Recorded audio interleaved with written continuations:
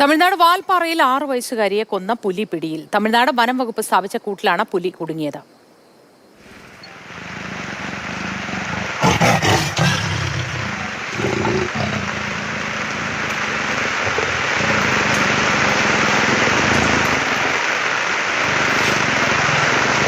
ലിഷോയുണ്ട് വിശദവിവരങ്ങളുമായി. ലിഷോ, എപ്പോഴാണ് ഈ പുലി കുടുങ്ങിയതായി കണക്കാക്കപ്പെടുന്നത്? ഇനി എന്ത് നടപടികളാണ് വനംവകുപ്പ് ചെയ്യുക?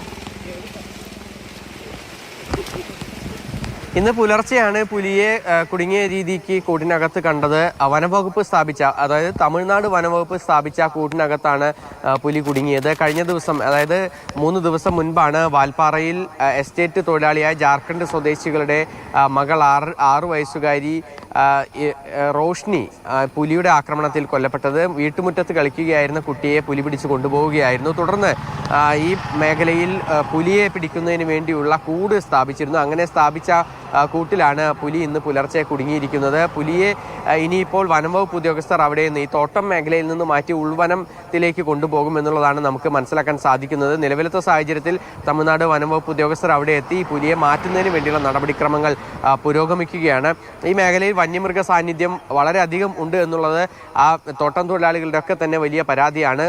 കരടിയും പുലിയും അതുപോലെ തന്നെ കാട്ടുപോത്തും ഒക്കെ തന്നെ നിരന്തരം ആളുകൾക്ക് നേരെ ആക്രമണം ഉണ്ടാക്കുന്ന ഒരു സ്ഥിതി ഉണ്ടാകാറുണ്ട്.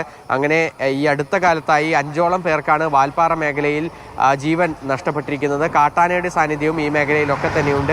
2 കുഞ്ഞുങ്ങളെയാണ് കഴിഞ്ഞ 6 മാസത്തിനിടെ ഇപ്പോൾ ഈ മേഖലയിൽ നിന്ന് മാത്രമായി പുലി പിടിച്ച് കൊണ്ടുപോയിരിക്കുന്നത്. അങ്ങനെ 2 കുട്ടികൾക്കാണ് ജീവൻ നഷ്ടപ്പെട്ടിരിക്കുന്നത്. ഈ സാഹചര്യത്തിൽ കൂടിയാണ് തമിഴ്നാട് വനംവകുപ്പ് ഇവിടെ കൂട് സ്ഥാപിച്ചത്. ശരി ലിഷോയ്.